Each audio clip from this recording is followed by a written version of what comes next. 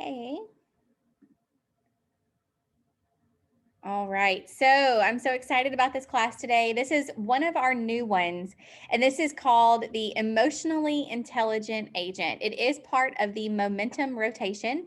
And as you guys probably know, momentum is the framework of courses that we utilize here at the offices that rotate every single month. And we do that because we believe in the cycle of mastery, and we understand that it is rare the first time you hear something that you understand it well enough to take action on it, especially in any kind of a meaningful way. So, the foundation of mastery is hearing information for the first time, kind of having that aha, that epiphany, that light bulb moment. You go back to the same information, you study it, you practice it, you go take action, you come back to the class for reinforcement and repeat with a whole new context to be able to apply where you didn't have that before, and you just rinse and repeat. So over and over and over again.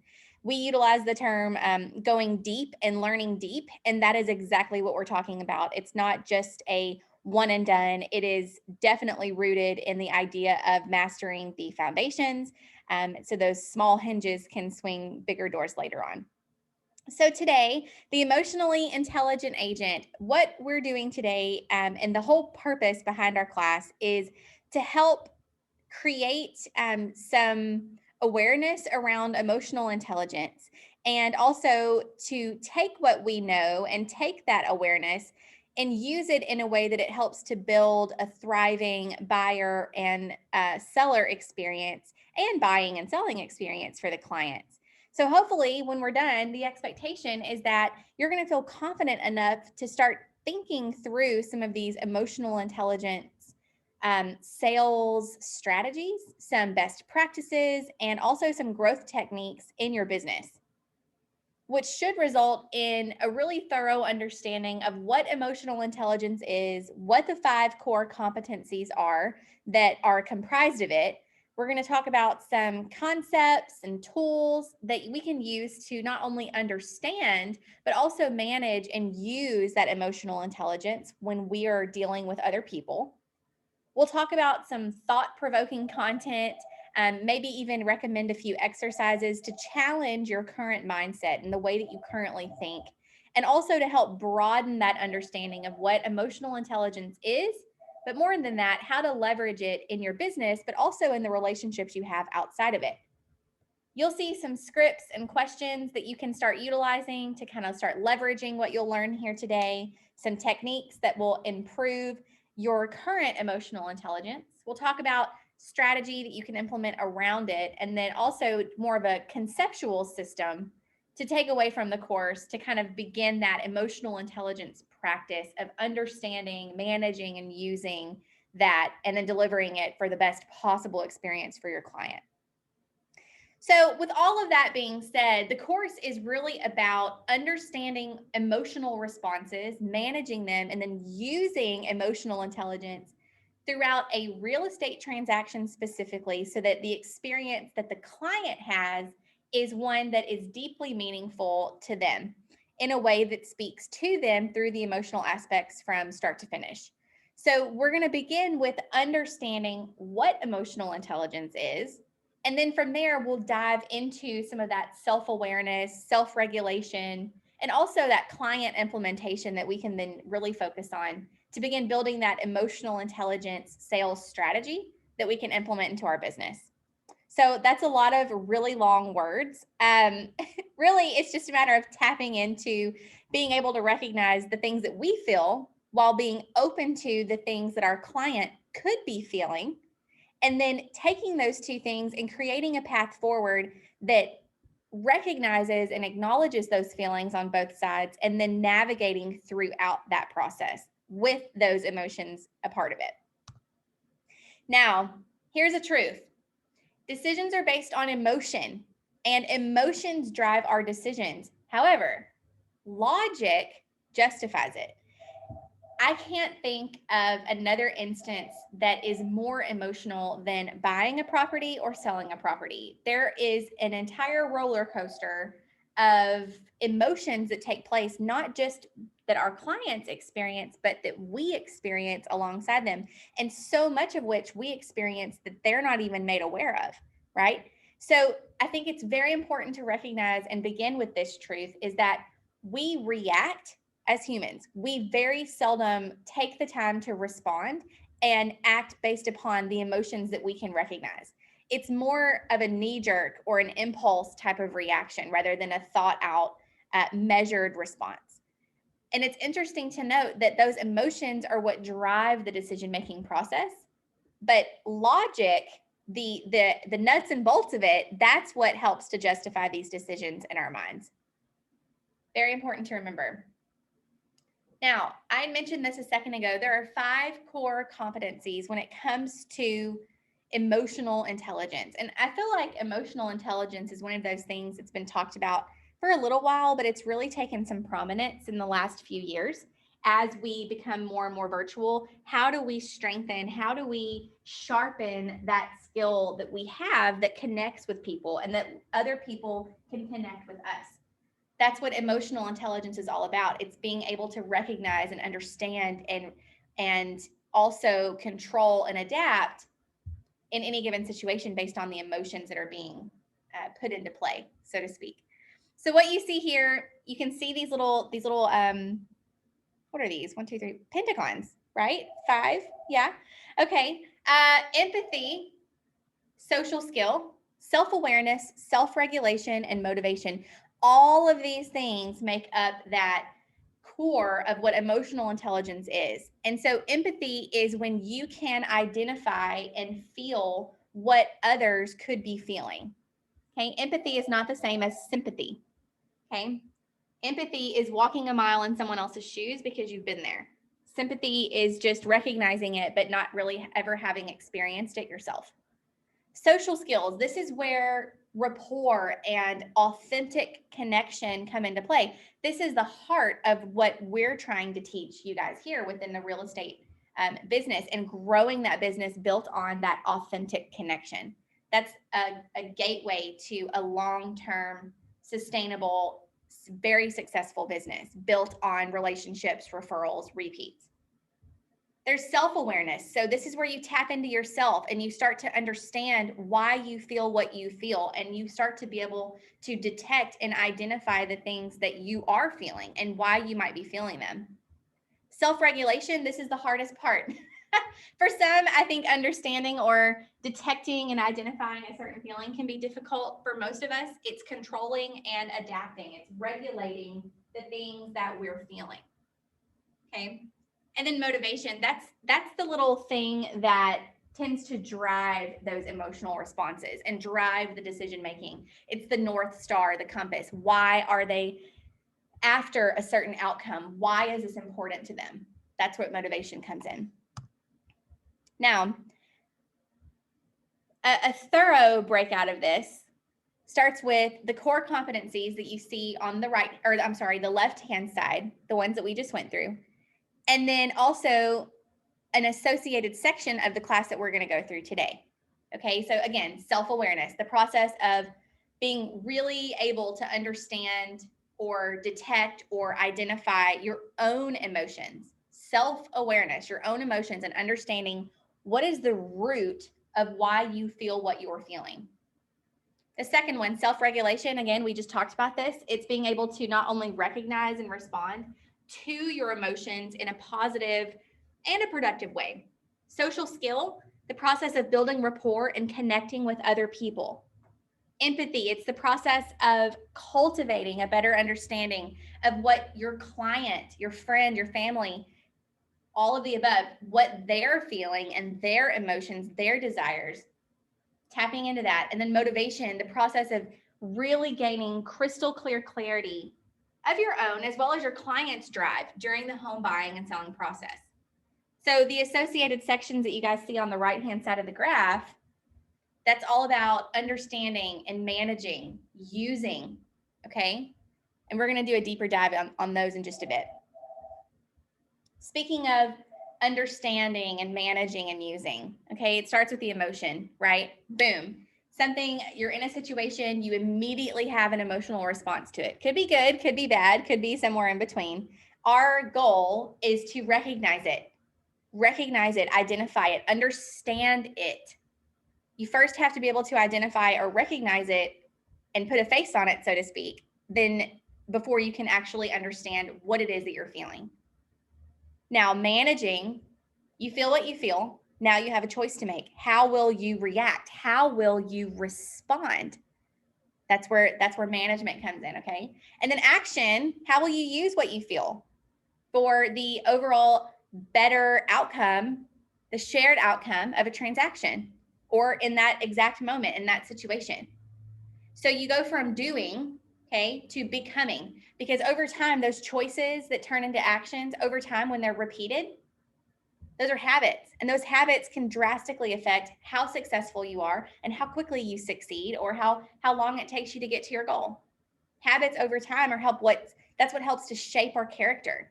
Our character carried out over time is what helps to kind of lay out the projection of our destiny, and how we get there and what we leave behind. That's the legacy.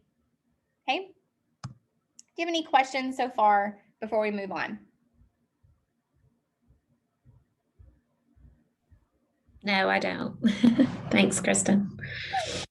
Okay, so again, I kind of mentioned this at the beginning of the class. It's going to be a little bit of a deeper conversation today, maybe something unexpected. But what I love about this course is that it allows you to sort of check in with yourself throughout. So we would call this a pre-course self-evaluation. And really, this is a time for you to check in and say, okay, let me just get real with myself so that I can better perform or better respond or better react down the line. So I want you to ask yourself, how do you react to others just on a general scale? Do you judge them at first glance? Do you take time to get to know them beyond what your first impression might be in that exact moment? Just on a whole, in general. Second question, how do you act in the work environment? Are you a person that allows others a chance to shine? Or do you jump in and try to claim all the recognition for yourself? Third question, how do you typically react in stressful situations? Do you keep your emotions under control when things go wrong? Or do you have a tendency to shut down? Or do you have a tendency to lash out? And then the final question, do you take responsibility for your reactions? Or is it easier and more convenient and part of your process to shift the blame to others? Maybe. This is a really good chance to check in and say, okay, in general, when I am in these types of situations, how do I respond? This is one way that you can start to kind of identify it, right? To begin understanding it a little bit better. So this is what we talk about when we say self-awareness or understanding. There's a quote here on this slide from Brene Brown, who I love. She says, understanding emotions in others and communicating our understanding of these emotions require us to be in touch with our own feelings. Okay. So step one is to, again, detect and say, okay, I recognize that I am starting to feel a certain way, or that I feel a certain way based on the situation before me.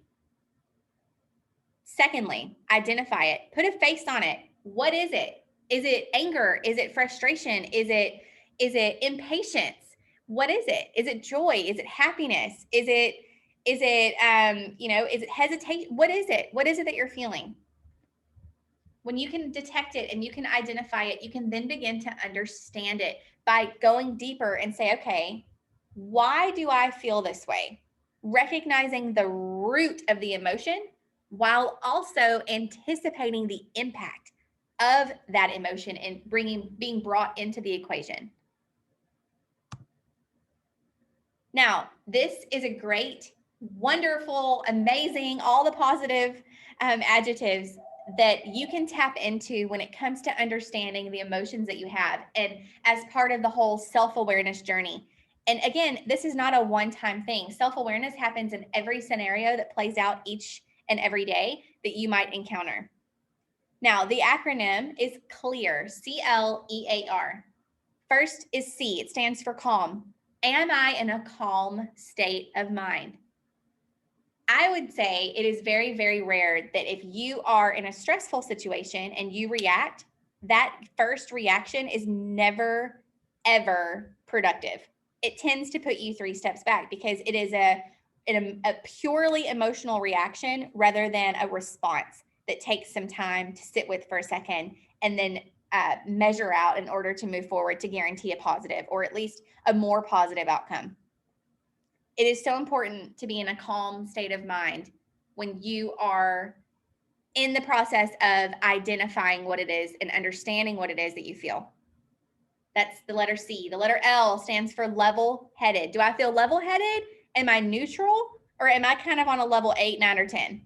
Okay, that can drastically affect the outcome compared to being sort of, right there in the middle, even keel, or on the opposite end of that spectrum. E, emotionally charged. Am I already a part of an emotionally charged situation? And would the situation benefit from me adding more emotion to it? A stands for approach. Do I have a planned approach to my response? And then R finally stands for ready to respond. Am I ready to positively and productively respond? If I cannot guarantee that I can positively and productively respond based on a situation, I feel it's probably best to wait until you can, if your goal is to come out of it with a good outcome. Now, here is a very tiny chart that outlines and identifies some common feelings. So surprised, amazed, eager, energetic, disappointed, indifferent, pressured, rushed, overwhelmed, peaceful, trusting, optimistic. You guys get the idea here. There are so many different emotions that you can feel, sometimes one at a time, sometimes all of these all at the same time. There are underlying layers that typically affect a bigger emotional response that comes out in the moment. Okay. Now, here's another exercise. Think about the buyer process. So we're going to do this exercise and try to start identifying or detecting so that we can understand the emotions that you have felt through the real estate transaction process. Think about it in terms of helping buyers. So what you guys see here in the chart, if you guys have done buyer conversion with us, then you know that this is all very familiar. This is the buyer conversion system right here, steps 1 all the way down past 10, 11. So this outlines the system. What are some of the emotions that the buyer, the client, could be experiencing at each one of these stages? Meeting in the office, they could feel excited, they could be scared. When you go move them to the conference room, they're more comfortable, but maybe they're uncomfortable. Whenever things get started, they're now anxious, inquisitive. You're building rapport, so there's connection to be made there. There's empathy. You're setting the tone. You're energetic. They could be energetic. They're ready to start talking about this, but they're also hesitant. Same thing when you're going through confidentiality, the agenda of the day. When you're uncovering what it is that they need and they want, they're starting to feel understood, valued, respected, heard, verified. Also a little vulnerable when you start bringing up things like their financial qualifications, their financial abilities. They're in agreement with you when you start talking about roles and expectations. There's clarity when you talk about roles and expectations. These are all examples of what a client's emotions could be throughout one meeting. You think about that and think about, okay, what emotions do I feel at each step of the buyer process? What do I feel when we first meet in the office? Am I apprehensive if I've never met them before? Am I excited? Am I excited and apprehensive? Am I focused? Do I feel confident? Moving to the conference room, am I comfortable with this? Do I feel like I can take on the world, or am I thinking of other things that have got me a little stressed out, a little uncomfortable? So you'll go through this exercise and you'll walk it all the way down. Okay. It's good to tap into, detect, identify so that we can understand our emotional response to each one of these events as it relates to the buyer process. The same is true on the seller side, or what we would call the listing conversion process. On the left-hand side, in that far left column, that is the listing conversion system that we teach every single month. All the steps are broken out. And again, there are some example emotions that the clients are experiencing during each step of that system. You know, they're anxious. They've just maybe decided that they're ready to sell their house. Odds are they're extremely emotionally attached. It's scary. It may not be the best set of circumstances. They could be nervous, but very intentional. They have a clear idea of what it is that they're selling for, why they want to sell. Maybe they don't. Maybe they're curious. They could be impressed. They're ready. They trust you, but they're hesitant. There's all the things that go into these different processes. And it's important to recognize that in others. It's also important to tap into what it is that we feel as the agent on the other side and how those emotions are brought into the overall equation to create this new situation of their emotions and our emotions playing with each other. Okay. Really good exercises to be able to identify the things that you could feel or have felt in these very processes. All right. Still talking about self-awareness from a place of understanding. It's very, very, very important to identify what the motivators are and the level of aspirations. This should sound so incredibly familiar because we are having these conversations with all of you when we talk about what do you want? Why do you want it? What steps are you willing to take to get there? What can we do to help you? That's motivation. What you want, why do you want it? Okay, that's clear. Now, level of aspiration is where things get a little bit different, right? Because there's a want, which is where it all kind of starts, where we say, okay, I'm going to define it. I'm going to talk about it, but I'm not really going to take any required action to go get it. Okay. So not really motivated. Now a desire, that's a little bit heavier than a want. That's where you're willing to move toward getting it, so long as the path stays easy and convenient and comfortable. Okay. Now a passion, that's completely different. That's where you're willing to get uncomfortable for it. That's where you're willing to suffer a little bit, suffer in air quotes, right? Short-term sacrifice for long-term gain. Okay, you're focused. Nothing's going to stop you. Now, the opposite end of that spectrum is what we would call an obsession, and that is a little bit where we don't want you to go. That's where you can let it take over and it totally consumes you in every single aspect of your life, where nothing else matters and you neglect all of the other areas in your life. Okay. Totally goes against what it is that we're trying to talk about with that life of abundance, where you've got the perfect amount of time and the perfect amount of money to do what you want in life and build the type of abundant life that you want. Very critical to identify those motivators and the level of aspiration. It works the same within yourself as it does with those that you are trying to help throughout a real estate transaction. All right. So let's talk about some steps and strategy. Again, keep in mind the CLEAR acronym: calm, level-headed, emotionally charged, approach, ready to respond. Step one is to begin implementing those C, L, and E questions into your daily practice. Am I calm? What is my state of mind right now? Maybe you're already stressed about something that happened a day ago, or an hour ago, 5 minutes ago. Are you level-headed? Are you neutral? Are you in neutral gear? Or are you leaning one of the other directions to those two opposite ends, those two extremes? Is it already an emotionally charged situation? Could it benefit from just a little bit of nothingness for a few minutes to kind of let that boil come down a little bit? Okay. Practice each one of these questions as you navigate scenarios throughout your day. How often do we just knee-jerk respond? Too often. Too often. Can you think about the difference that it could make if we then responded rather than just reacted? Huge difference between those two things. It's helpful to begin writing down that emotional journey based on the responses to those questions. Am I calm? Am I level-headed? Is this already an emotionally charged situation? Journaling. This has become extremely prominent in the last probably 5 to 10 years. Probably longer than that, in all honesty. Begin writing down where your time is going. What is your daily activity, day in and day out? What are the feelings that you encountered? How did you handle them? Do a little time for self-reflection. What could you have done differently? What will you do differently tomorrow to improve on today? Step 3 is all about that intentional self-reflection, or what the new buzzword is, meditation. Really, all meditation is checking in with yourself. Focus on spending that intentional time every day. If 5 minutes is all you have, that is wonderful time invested in that self-reflection.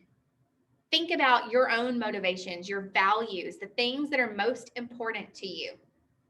Evaluate and note the gratitude that you have toward things that you saw or that you did that help to create that clear space of mind for yourself and for others. I heard a quote, I think it was probably a year and a half ago, that says it's impossible to be anxious and grateful at the same time. Daily gratitude, practice of gratitude, is a phenomenal habit to get into because it starts your day off in a positive note by being reminded of the things that you have in life that are good and that are positive. But then when you can take that gratitude and show it towards others, they will also have a wonderful start to their day and could even be inspired to practice some of that themselves. Ripple effect, right? Now, next step, number 4, identify and write out the motivators or the drivers that you have within your life. Define what it is that's motivating you in a personal way, in a professional way. Ask yourself, what is my North Star? What's my why? Why do I want these things? Why is that important to me? You may find through that practice that the things you thought were important really aren't. And then on the other side of that, the things that maybe you didn't think were important really are. You won't know unless you tap into that. Okay, again, CLE, we talked about that. Approach, do I have a planned approach to my response? This is how we help to manage this emotional intelligence, right? This is how we start to manage the way that we respond versus just reacting. And then ready to respond. Am I ready to positively and productively respond? Truth. Let's talk about that. The next time that you might face an emotion that you would feel like is maybe undesirable, before you respond or react, ask yourself, this is a really good question, good practice to get into. Will my response or my reaction disrupt the emotional state of myself or those around me? Is it positive? Is it productive? If the answer is not really, probably isn't wise to respond yet. Definitely isn't wise to react. If the answer is yes, it could disrupt my emotional state. It could disrupt the emotional state of those around me. Reconfigure that approach, okay, to be a more effective response that helps to leverage what you know about yourself, right? So then establish a clear mindfulness and the awareness to your emotions. It puts you back in a mindset of how you might feel if you were in your client's shoes hearing that same response. Okay, here's what it sometimes looks like. We go on the defensive. We immediately start to defend ourselves. We make excuses. We avoid responsibility for those feelings. We minimize the problem. We dismiss. We attempt to rationalize.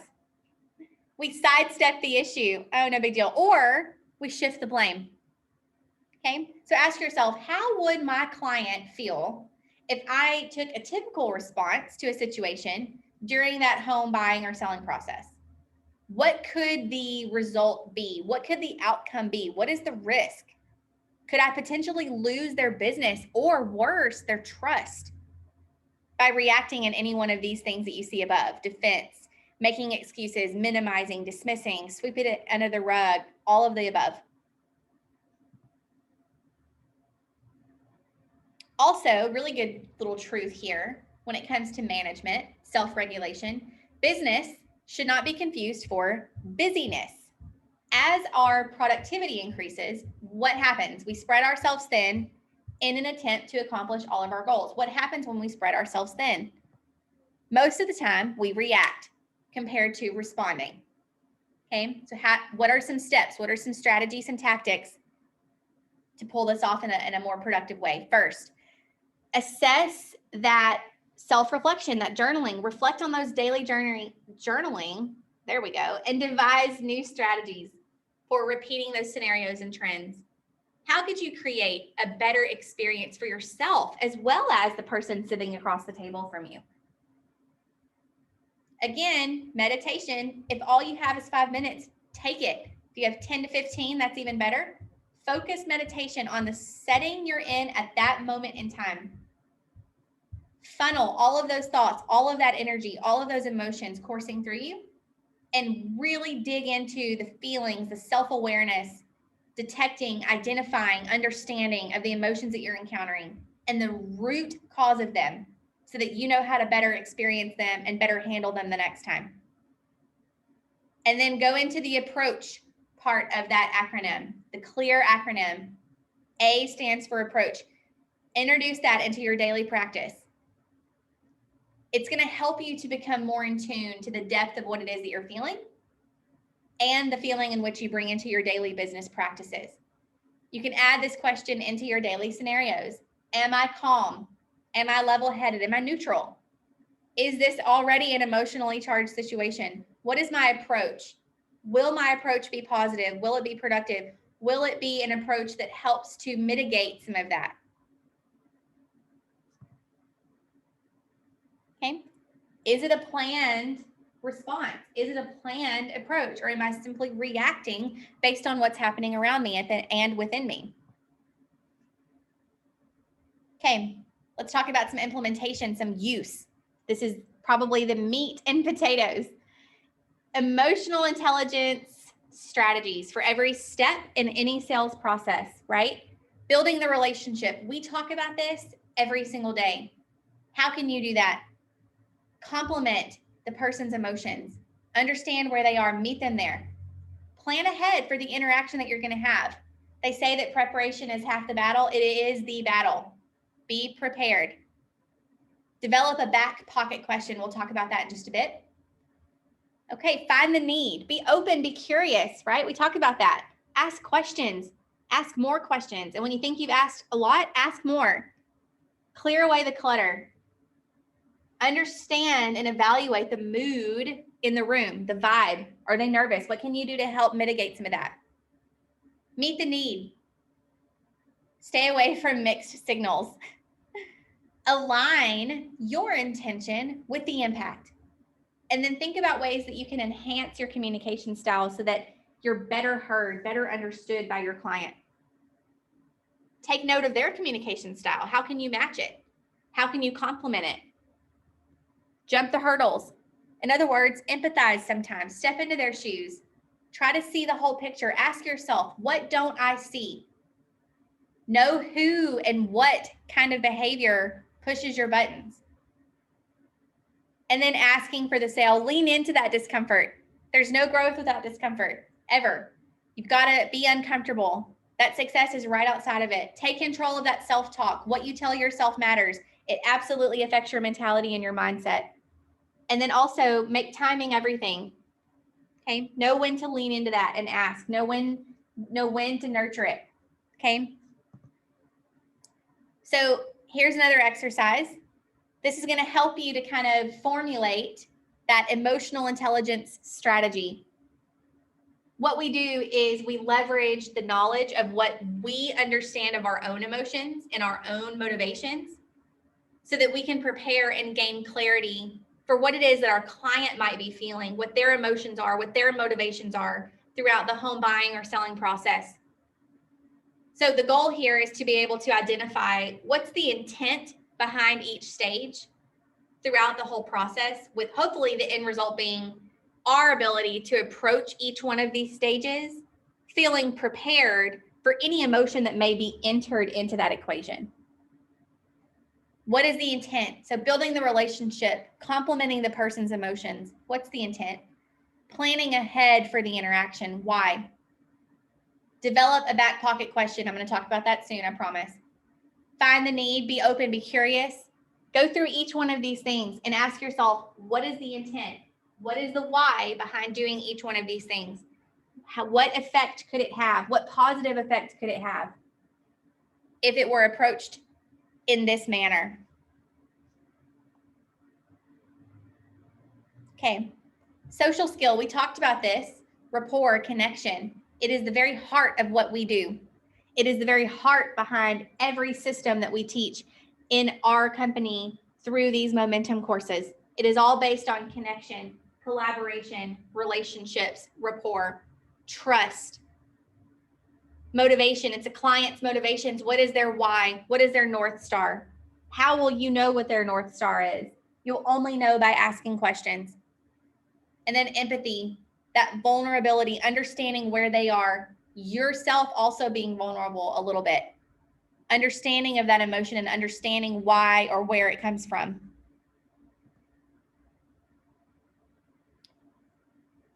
Also, talking about use, improving conflict resolution, right? Or unfavorable emotions. There's 4 steps for that. And it's so interesting because we've got a key belief in our company that conflict really only occurs when expectations are different. So this plays right into that. Communication, okay? Active listening, reviewing options, win-win solutions. It's win-win or it's no deal. All of this speaks directly to what our key beliefs are. When it comes to communicating, open communication with your client, define what it means for them to be able to be communicated with. How do they best like to communicate? I highly recommend the communication plan. If that is a class you have not attended, it speaks to that directly. When communicating, it is important to focus on the facts. What is the shared goal? What is it that we're trying to accomplish? Focus on the facts and expressing the emotions that are felt in a clear and a concise manner. Remove the noise, the outer distractions, the clutter, the emotional charge, right? And also create a safe space to have that open, that authentic, that honest conversation between the parties. When it comes to listening, active listening is everything. This is where you are highly intentional in the way that you're listening to what the other party has to say without interruption. Identifying the emotions that the client or the other party is feeling and experiencing, and then how you could come in and best support or empathize with them. When listening, when actively listening, it's important to be as objective as you can by taking into account what it is that these people are feeling, and then how do we best serve the needs or the wants that are garnered from that conversation to create a win-win solution. Active listening looks a lot like, what I'm hearing you say is, what I think I understand you're saying is, and using their words, repeating back to them what it is that they're telling you. Okay? Reviewing options. Look for solutions together. Because we teach collaborative processes and systems, they're shoulder to shoulder with you in this. So it's easier to explore all the options and then together figure out what is the best approach to get what we want. What decision could we make that's going to get us closer to that shared goal? And then, of course, ending with a win-win solution. It's got to be a win-win or it's no deal. If either party feels as though they have lost in that solution, that is a one-way trip to further conflict. Gain agreement each step of the way, just like we teach, and find a solution that benefits all the parties. One party should not have to lose in order for the other one to feel as if they have won. Any questions, Vivian?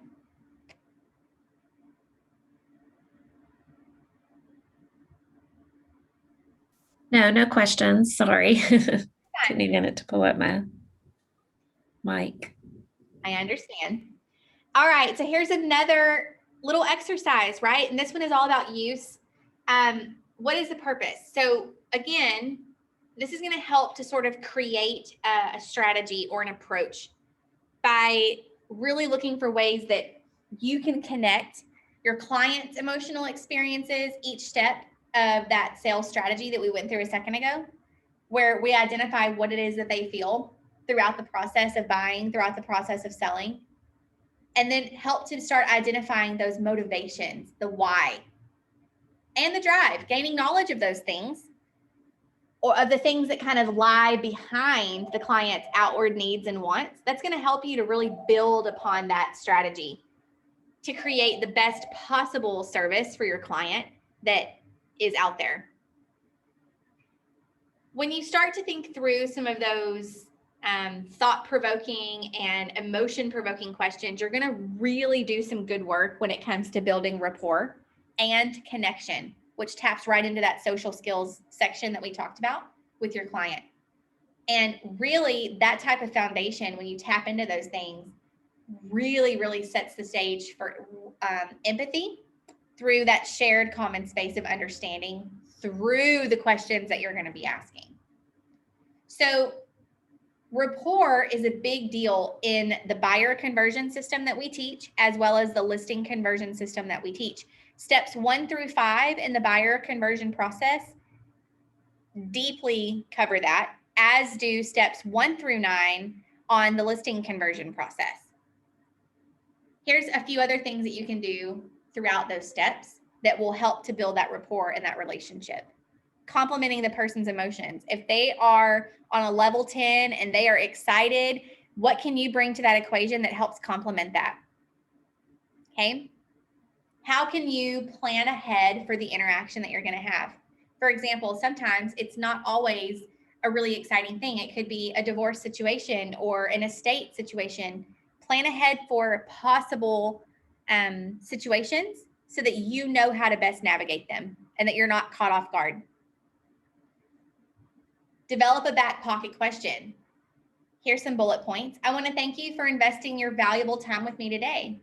It's important that you know that I'm only interested in making sure that your needs are met and that we can have a win-win collaborative relationship. Is that fair? There you go. And then the second one, my goal is to ensure those that work with me make the most informed and intelligent decisions possible. Do you feel like we're on the same page with that? There you go. Those are back pocket questions. So if nothing else, bring those into the equation, into the conversation. All right, client approach implementation. Again, full acronym: calm, level-headed. Is the situation already emotionally charged? What is the approach? Is it planned? Is it measured? And are you ready to respond in a positive and a productive way? So start implementing each one of those questions, the clear questions, into the situations that you experience on a daily basis, both internal, but also the ones that you experience with other people. Next, implement the R question. Are you ready to respond in a favorable way or not? Does your response impact the overall situation in a good or a bad way? Start to identify some areas where you can improve for next time. You know what your buttons are. You know how they're pushed. How can you best respond when they are pushed?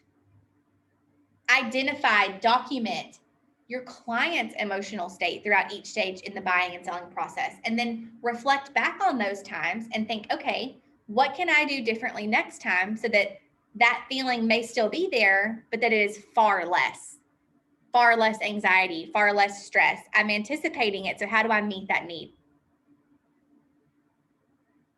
Okay. Putting it all together. Okay, so understanding, that's where it starts. That starts with tapping into yourself, becoming more self-aware.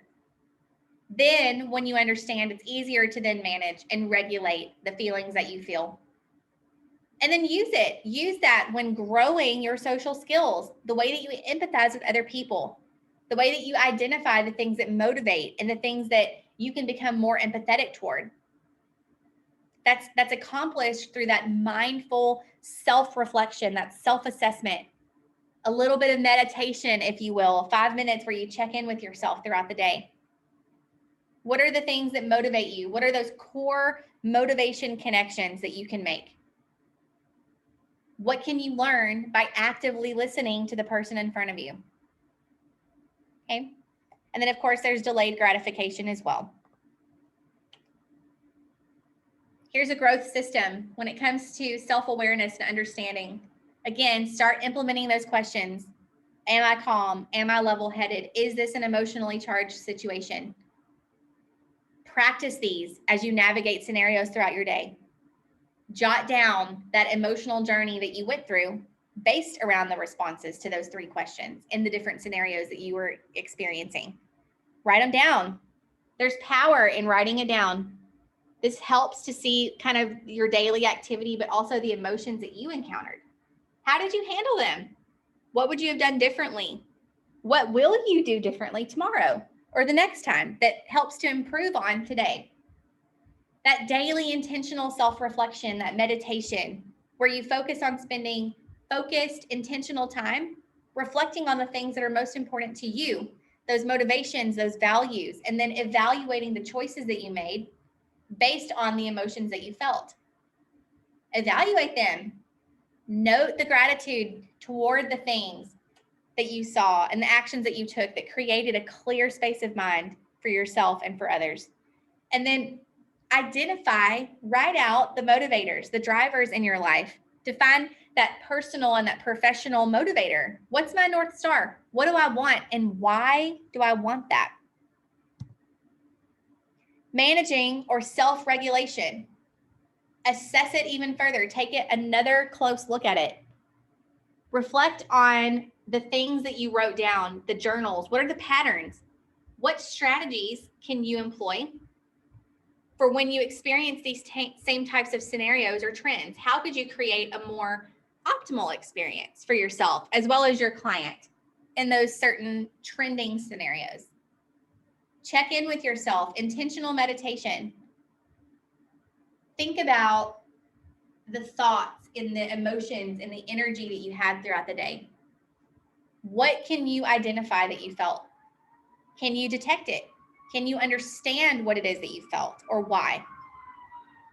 What is the cause of those feelings? Okay. And then implement the A question, the approach. This is another way that's going to help you to become more in tune to what it is that you're feeling yourself so that you can then take that into the situation and better manage it. Now, when it comes to use or implementation, when it comes to your clients, that's where everything comes together: clear, calm, level-headed, emotionally charged. What is the approach and are you ready to respond? These questions are a wonderful way to check in with yourself, learn about yourself, understand your emotions, understand the root of them so that you can better respond to the emotions around you and the emotions that other people may have that bring into the equation. Implement the R. So are you ready to respond? Is it favorable? Is it a positive way to respond? Is it a productive way to respond? If it's not, if there's any hesitation, don't respond yet. Understand what it is that you feel first so that you can better respond in a real purposeful way. Identify, document your client's emotional state throughout each stage of that home buying and selling process. Try to use that information to determine what unfavorable emotions could have come up. What was your response to it? And then could you have handled it in a more efficient way? And then when it comes to conflict resolution, think about those things. Communicate, right? Communicate. What does that look like? Document those findings. Adjust your approaches as necessary to get to those better outcomes. All right. Questions, comments?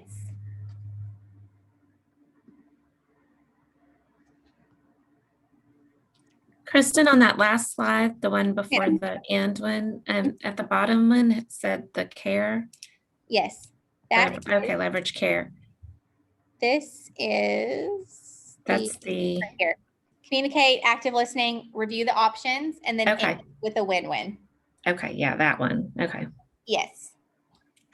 Okay, that was all that I wanted to see that one. Yes. So hopefully this was helpful. I love this course because it's so relevant to almost any situation that you could find yourself in.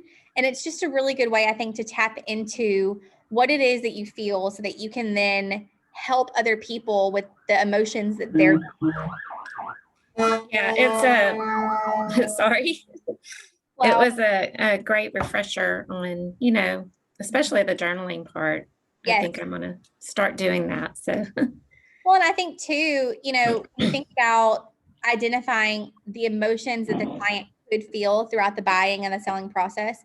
That's such good information to have or to even think about, because you can take that and say, okay, what can I implement into my system that addresses that type of feeling?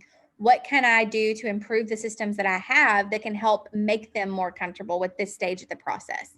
And so you can really kind of start crafting a really thorough response as a way that it's just a part of your system, so that it's not something that's like, okay, I know you're feeling a little crazy right now, so here's this.